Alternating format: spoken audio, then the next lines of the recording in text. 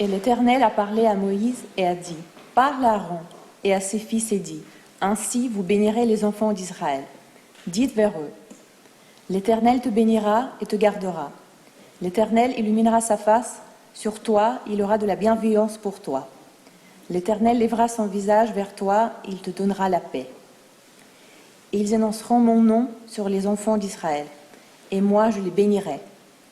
Or, le jour où Moïse eut achevé de dresser le tabernacle, de l'oindre et de le consacrer avec toutes ses pièces, ainsi que l'auteuil et tous les ustensiles, lorsqu'il les eut ainsi oints et consacrés. Les chefs d'Israël, chefs de leur famille paternelle, firent des offrandes. Ce furent les chefs des tribus, les mêmes qui avaient présidé au dénombrement. Ils présentèrent pour offrande devant l'Éternel 6 chars couverts et 12 bêtes à cornes, 1 char par 2 filarques, 1 taureau par filarque. Et ils les amenèrent devant le tabernacle.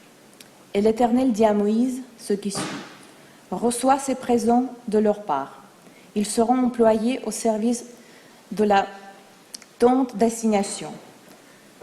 Tu les remettras aux Lévites, à chacun selon sa tâche. » Moïse reçut les chars et les bêtes à cornes et les remit aux Lévites.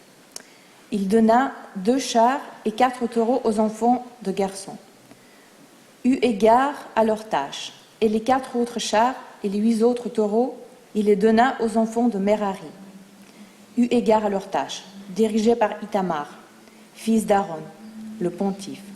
Quant aux enfants de Kehat, il ne leur en donna point. Chargés du service des objets sacrés, ils devaient les porter sur l'épaule. Les chefs firent des offrandes inaugurales pour l'autel, le jour où ils ont été oints. Ils amenèrent leurs offrandes devant l'autel.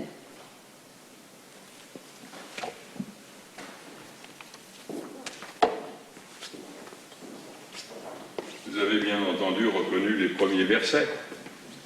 C'est ceux que l'on répète un peu différemment.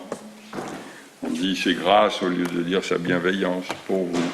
Mais c'est une bonne idée, on va peut-être changer. C'est curieux ce texte parce que le texte qui précède nous parle de celui que l'on qualifie de nazir. Le nazir, c'est celui qui avait fait un vœu d'abstinence pendant un certain temps. Et puis, le texte s'arrête et nous relate ce qui a été dit au tout début, donc les 3 bénédictions, ce que l'on appelle la bénédiction sacerdotale, Birkat HaKohanim, la bénédiction des Kohanim. Et puis ensuite, on passe à voilà ce que les chefs ont offert, parce qu'il était nécessaire évidemment que tout soit mis en place pour que le tabernacle puisse être non seulement utilisé, mais en même temps transporté. D'où cette mention des chars. Et on pouvait tout transporter dans des chars, sauf les objets de culte qui étaient transportés par des Lévites et qui ne les posaient pas dans un char pour être transportés. Donc, entre ces 2 textes, on a cette bénédiction sacerdotale qui tout d'un coup apparaît. Et les rabbins se sont demandé, mais cette bénédiction sacerdotale, qui peut la dire? Quand faut-il le dire? Et pour qui? Eh bien, il fut un temps où seuls les Kohanim, les descendants d'Aaron, avaient le droit de le dire. Et ils ne pouvaient le dire que lors de l'office du matin, dans le temple de Jérusalem ou dans le tabernacle. Mais la question s'est posée, et que se passe-t-il pour ceux qui n'habitent pas à Jérusalem? Doivent-ils en être privés? Alors, l'habitude a été prise qu'il y ait peut-être des Kohanim dans le reste du territoire qui était habité par les enfants d'Israël, et cette bénédiction était énoncée uniquement le Shabbat et les jours de fête. Il y avait une différence entre les deux, c'est que dans l'enceinte du tabernacle ou du temple, dit la tradition, le tétragramme était énoncé clairement.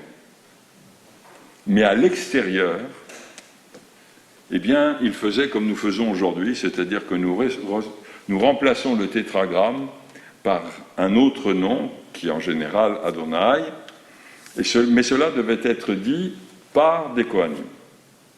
Mais que se passe-t-il?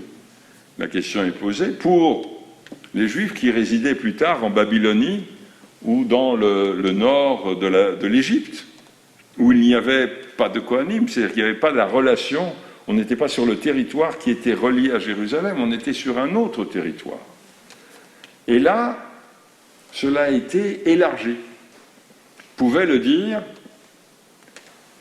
la personne compétente, quelle qu'elle soit, n'était pas nécessaire d'être Kohen, à la condition, bien entendu, de ne pas prononcer le Shem HaMeforash, le nom de Dieu tel qu'il doit être prononcé, mais que très certainement personne ne connaissait dans cette région-là. Et on pouvait le dire, on pouvait dire cette bénédiction, le Shabbat et les jours de fête à l'office du matin, comme nous le faisons, en fait, aujourd'hui. Ce qui est intéressant, c'est que, donc à cette époque, toute personne compétente pouvait l'énoncer. Et cela suffisait. Et puis ça a été restreint au Kohanim, dans les communautés traditionnalistes, mais pas dans les communautés libérales, où on a laissé les personnes dites compétentes énoncer cette bénédiction. Et puisque la personne dite compétente, c'est le rabbin, n'est-ce pas? J'espère que vous ne me contredirez pas sur ce point. Eh bien, on a pris l'habitude de considérer que le rabbin bénissait l'assemblée. Ce qui est un contresens. Quand on me dit « Monsieur le rabbin, vous allez nous bénir », et je réponds « Je n'ai pas cette compétence-là. Je ne peux pas bénir. » Bénir, ça veut dire soit accomplir un acte que tout le monde peut accomplir, vous aussi, c'est-à-dire énoncer une qualité de Dieu, mais bénir quelqu'un avec le nom de Dieu, que ce soit celui du tétragramme ou un nom comme Adonai, personne n'en a la capacité, le rabbin n'en a pas plus que vous tous. Le rabbin, ce n'est pas celui qui bénit.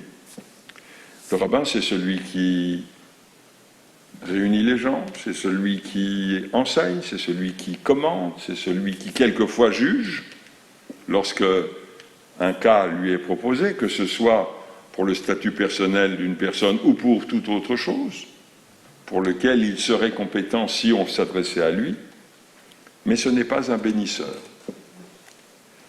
Alors la question se pose, cette bénédiction, puisqu'elle ne peut pas être le support de la relation entre le rabbin et la communauté, peut-il l'énoncer? Alors, comme je vous l'ai dit tout à l'heure, en Babylonie, déjà à l'époque du Talmud, les personnes compétentes pouvaient prononcer cette bénédiction. Vers qui va-t-il le dire? Alors, le texte nous dit, il y a deux choses. Un des versets dit « Amor lahem », tu leur diras. Mais ce n'est pas en fait un verbe, c'est un infinitif. Dire pour eux. Et le commentaire de Rashi est le suivant. Dire, c'est-à-dire quand on doit le faire et quand on peut le faire. Il n'y a pas un temps particulier, ou plutôt il y a des temps particuliers. Il y a un temps pour le Fils, et puis il y a des moments où on énonce ces trois bénédictions, quand par exemple il y a un couple qui se marie, il y a un enfant qui est circoncis, il y a un enfant qui est présenté à la Torah, comme cela se fait, ou quand il y a un couple qui vient pour une raison ou pour une autre à la synagogue. On peut le faire. Parce que, dit Rashi, Amor lahem, ça veut dire dire à eux. C'est un infinitif, ce n'est ni un temps du passé, ni un temps du présent, ni un temps du futur. C'est un temps qui, en quelque sorte, se manifeste là où, au moment où il se manifeste. est-ce que cela concerne, il y a un texte du Talmud qui dit, mais cela concerne qui? Alors certains disent, le prêtre, le Kohen, il avait la capacité de bénir, d'invoquer la bénédiction divine, pas de bénir, mais d'invoquer la bénédiction divine pour le peuple d'Israël. Et puis un autre rabbin qui dit pas du tout. Il est dit Amor lahem, dire à eux. Mais eux, qui sont ces eux? Et le commentaire du Talmud est le suivant. C'est eux, ce sont ceux à qui entendent, qui écoutent ces trois bénédictions, quels qu'ils soient à l'intérieur de la communauté d'Israël ou qu'ils ne soient pas à l'intérieur de la communauté d'Israël. C'est ceux qui entendent, en quelque sorte. Et quels qu'ils soient, cette évocation, cette invocation de la bénédiction de Dieu leur est destinée.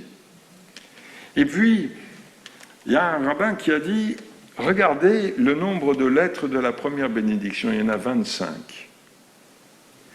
Il a dit, si on regarde dans la Torah, 25 fois, il y a le terme bénédiction, et 25 fois, il y a le terme paix, shalom. Il y a donc une relation, dit-il, du fait de cette corrélation, il y a donc une relation entre la bénédiction et la paix. C'est-à-dire que celui qui énonce cette bénédiction et ceux qui entendent cette bénédiction vont vivre dans un temps un peu différent. Ils vont vivre dans un temps qui est celui qui peut mener à la paix. Et d'ailleurs, le dernier terme de cette bénédiction, c'est Shalom. Comme tout à l'heure, lorsque nous avons terminé la Hamida, lorsque nous l'avons conclu, la dernière bénédiction, c'est aussi béni sois-tu éternel, Oseh HaShalom, qui génère la paix. Et en fait, quand on réunit ces différents éléments, on peut dire la chose suivante.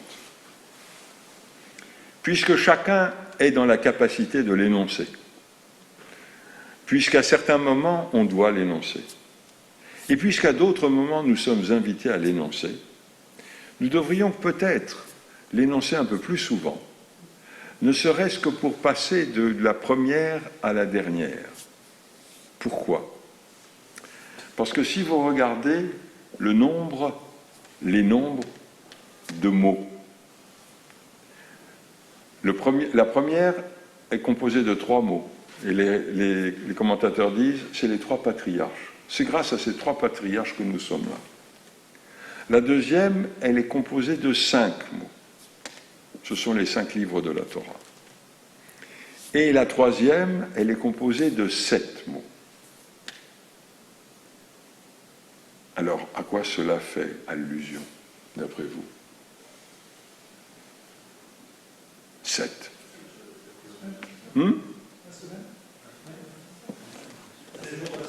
Les jours de la semaine. Ah, mais les rabbins étaient un tout petit peu plus spiritualistes que cela. Quand vous êtes heureux, comment vous dites? Je suis au 7e? Eh ben voilà. Et pour les rabbins, il y a 7 ciels entre ici et ce qui est le piédestal de Dieu, s'il a un piédestal et il en a besoin. Mais c'est une image. C'est-à-dire qu'il y a une progression 3, 5, 7.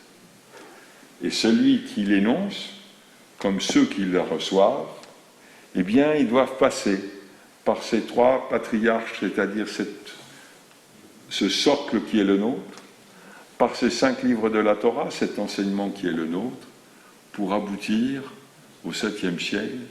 Eh bien, puissiez-vous y être ce soir.